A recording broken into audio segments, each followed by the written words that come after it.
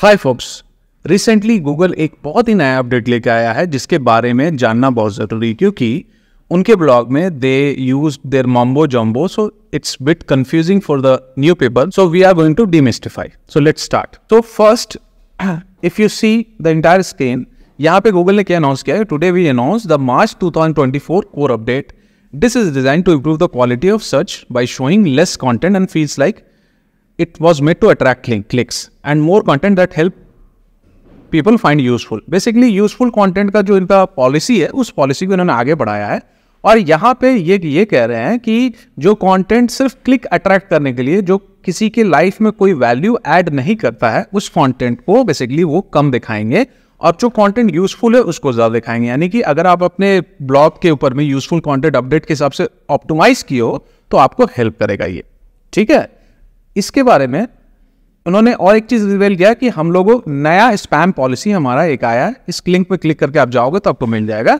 और ये किसके लिए? क्या जो नेगेटिव इंपैक्ट करता है गूगल सर्च रिजल्ट को, यानी कि लो क्वालिटी सर्च रिजल्ट आते हैं उसके लिए. अगेन गूगल कोई भी अपडेट लेके आता है वो इसलिए लेके आता है क्योंकि जो लो क्वालिटी कंटेंट लोग प्रोड्यूस कर रहे हैं, जो यूजफुल नहीं है, वैसे कंटेंट ऊपर ना आए, लोग मैनिपुलेट ना कर सके, उसके लिए आता है. अब आते हैं इनके मार्च 2014 के कोर अपडेट के बारे में.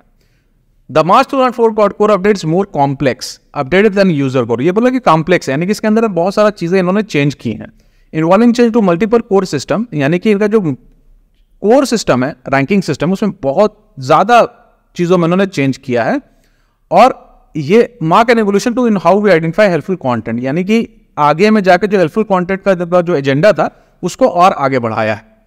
उसके बाद आते हैं just as we use multiple system to identify reliable content. यहां पे हम लोग करते हैं कि there is no longer one signal to system use to do it. पहले क्या होता था? एक सिग्नल होता था जो पता करता था कि यूजफुल कंटेंट शो करना है कि नहीं करना. अभी इन्होंने मल्टीपल सिस्टम कर दिया, वो कर रहे हैं. इसके बाद में इन्होंने जो कहा है कि कॉम्प्लेक्स अपडेट है, तो जैसे इन्होंने कहा है कि कॉम्प्लेक्स अपडेट है तो 1 मंथ लगेगा कम से कम इसको अपडेट रोल आउट करने में, और आपको फ्लक्चुएशन इन रैंकिंग दिखेगी इस पूरे 1 महीने के अंदर, यानी कि मार्च से अप्रैल के बीच में आपको दिखना चाहिए. यहाँ पे इनका सर्च स्टेटस डैशबोर्ड है. ठीक है, तो जब भी अपडेट कंप्लीट हो जाएगा तो ये सर्च स्टेटस डैशबोर्ड के अंदर में जो भी अपडेट आता है यहाँ पे ये अपडेट कर देंगे कि भाई देखो तुम्हारा क्या है, ये फ्लक्चुएशन हो रहा है या कोई आउटरीच वगैरह होता है, अगर होता है तो यहाँ पे ये बता देते हैं कि इंडेक्सिंग में प्रॉब्लम हो रहा है. देखो अभी रैंकिंग में यहाँ पे इन्होंने आई दे के रखा हुआ. आई मतलब सर्विस इन्फॉर्मेशन. तो इस आई पे अगर आप क्लिक करोगे तो आपको ये इसका इन्फॉर्मेशन देगा कि क्या है क्या नहीं है. देखिए मार्च अपडेट आया, उसके बारे में इन्फॉर्मेशन दे रहा है. अगेन हम लोग बैक चले जाते हैं इसके अंदर में, वहां पे आप देख सकते हो. अब इन्होंने 3 चीजों के ऊपर में बहुत ज्यादा यूज किया, उसको समझना जरूरी. पहले एक्सपायर्ड डोमेन. तो पहले क्या होता था, लोग एक्सपायर्ड डोमेन खरीद लेते थे और उसके ऊपर में ब्लॉग बना दिया, चल दिया. अब बोलता है भाई कि आप इस एक्सपायर्ड डोमेन परचेस कर लीजिए और क्या कीजिए कि आप मैनिपुलेट करने के लिए कंटेंट उसमें लिख रहे हैं जो यूजर को कोई वैल्यू नहीं दे रहा. याद रखिए कि यहाँ पे बोल रहा है कि आप मैनिपुलेट करने के लिए कंटेंट लिख रहे हैं जो यूजर को कोई वैल्यू या लिटिल वैल्यू दे रहा है.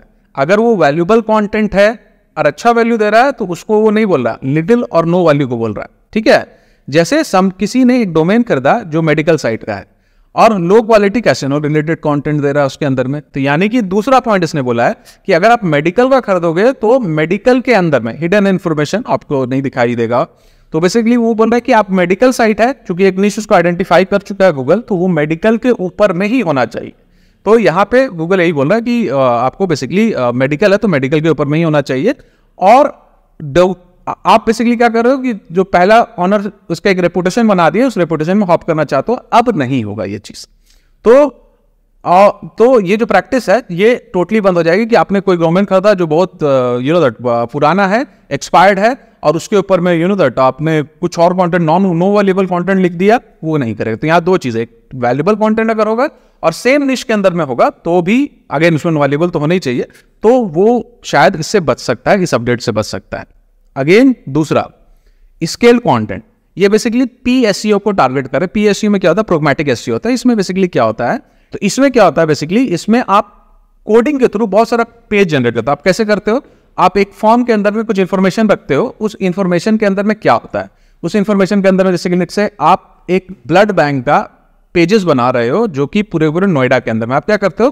पूरे वेब से आप क्रॉल करते हो डेटा उसका ब्लड बैंक का, और उस क्रॉल के बेसिस पे आप एक फाइल बनाते हो, CSV फाइल बनाते हो या XLS फाइल बनाते हो, उसमें लिखते हो उसका नाम क्या है, उसका फ़ोन नंबर क्या है, लोकेशन क्या है, मे बी उसके बारे में थोड़ा सा कंटेंट अगर कहीं से आपने स्क्रैप किया है, जहाँ से भी स्क्रैप किया वो कंटेंट आप कर देते हो और एक प्रोग्रामेटिक SEO के हिसाब से आप उसको फिर से कॉपी पेस्ट करके चला देते हो। तो ऐसी वेबसाइट जो स्केल्ड कंटेंट कर रही, स्केल्ड कंटेंट अब्यूज कर रहा, उस पे नहीं चलेगा।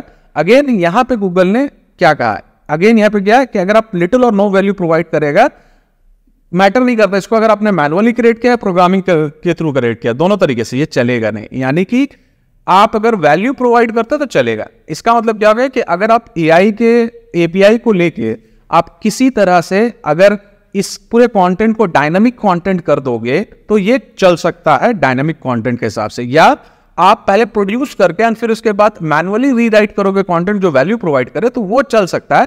लेकिन अगर लिटिल और नो वैल्यू प्रोवाइड कर रहा है तो वो कंटेंट नहीं चलेगा। स्केल्ड वाला जो होता है कंटेंट अब्यूज होता है उसमें नहीं चलेगा। स्पेशली कॉपी पेस्ट कंटेंट जो हजारों साइट में है या कई साइट में अवेलेबल है और उसको आपने अपने इसमें डाल दिया तो वो नहीं चलेगा। आगे अगला जो अपडेट है, गूगल ये साइट रेपुटेशन अब्यूज करता है, ये थर्ड पार्टी के ऊपर में बात करता है। अब देखो इस केस में क्या लिखा है कि आपका, जैसे कि मान लेते हैं आपका एक वेबसाइट है जो लेट्स से कोई सामान बेच रहा है, लेट्स से वो एक पंजाबी कुर्ता बेच रहा है, आप रैंक करने की कोशिश करो, आप रैंक नहीं कर पा रहे हो, तो आप क्या करते हो कि दूसरी वेबसाइट जैसे कि कोई न्यूज़ वेबसाइट, जैसे कि मान लेते हैं कि हिंदुस्तान टाइम्स, उसमें आपने क्या किया, पैसा दिया और पैसा देके उसके अंदर में आर्टिकल लिखवाया क्योंकि उसकी ऑथोरिटी बहुत ज्यादा है, तो वो उस कीवर्ड के ऊपर में रैंक करेगा और उस पूरे कंटेंट के अंदर में आपका एक एफिलिएट लिंक है जिसके थ्रू, या आपकी वेबसाइट का लिंक है जिसके थ्रू क्लिक करके आपकी वेबसाइट में लोग आ सकते हैं। अगर आपका जेन्युइन लिंक है जिसमें कोई एफिलिएट नहीं इन्वॉल्व है और आपका डायरेक्ट लिंक है जो इंडेक्सेबल लिंक है तो उसमें वो दिक्कत नहीं है। लेकिन अगर एफिलिएट लिंक है, क्योंकि यहाँ पे अगर आप गौर से जाओगे तो यहाँ पे क्या बोल रहा है ये देखिए, such as pages include sponsored advertisement partner or any third party pages that are typically independent of host sites main purpose or produced without close override to involve of host site that provide little or no value to the user। again little and no value to the user, वो जो link पे click करके जाएगा उसमें भी value provide होना चाहिए। ठीक है, ये प्लस पॉलिसी बोला कि हम कंसीडर करते ही नहीं है थर्ड पार्टी कंटेंट को। ठीक है, और ओवरनाइट रैंक करने के लिए करते नहीं है। जैसे कि कोई कंटेंट है जो सिर्फ रेगुलर रीडर के लिए तो उसको करेंगे, और कोई कोई लोग क्या कहते हैं ना, नेटिव एडवर्टीजमेंट या एडवर्टोरियल बोलते हैं इसको, जो कंटेंट के अंदर बेसिकली एक एडवर्टीजमेंट वो डाल देते हैं, वो भी इनका काम नहीं करेगा। अगर होगा तो ये भी उनका काम नहीं करेगा। ये इनका तीसरा अपडेट है। अगेन यहाँ पे भी बहुत सारे लोग बोलेंगे कि भाई गेस्ट पोस्टिंग खत्म हो गई, तो गेस्ट पोस्टिंग नहीं है, गेस्ट पोस्टिंग के बारे में नहीं बात कर रहा। ये स्पेसिफिकली उन कंटेंट के बारे में बात कर रहा है जो एडवर्टीजमेंट की तरह होते हैं या एफिलिएट लिंक होते हैं या एक पूरे एड्स की तरह दिखाई देते हैं। इनका सिस्टम उनको करता है, तो ये उन्हीं चीजों को करता है। और इन्हीं तीन बातों में गूगल ने पूरा बोला, और फिर उसके बाद अपने गोल वगैरह के बारे में बोला है। और इस पेज में आप जाओगे तो साइट रेपुटेशन अब्यूज में जाओगे तो और भी चीजें आपको डिटेल मिल जाएंगे। तो आई होप इस वीडियो से अब आपको क्लियर होगा कि ये गूगल का जो नया अपडेट है किस किस एरिया में आपको डैमेज कर सकता है, उससे बचने का तरीका क्या क्या हो सकता है। अगर आप स्मार्ट इनफ है तो आप उसको भी निकाल सकते हो और आप और बेहतर तरीके से काम कर सकते हो। अगर आपको ये वीडियो पसंद आया है तो आप लाइक कीजिए, कमेंट करके बताइए। अगर मैंने कुछ गलत बताया तो उसको भी हम लोग डिस्कस करते हैं, शायद मेरे समझने में गलती हो सकती है, या कुछ नया पॉइंट आप बताना चाहते हैं तो आप उसमें बताइए। आपसे मिलते हैं हम किसी और वीडियो में। बहुत बहुत शुक्रिया, धन्यवाद।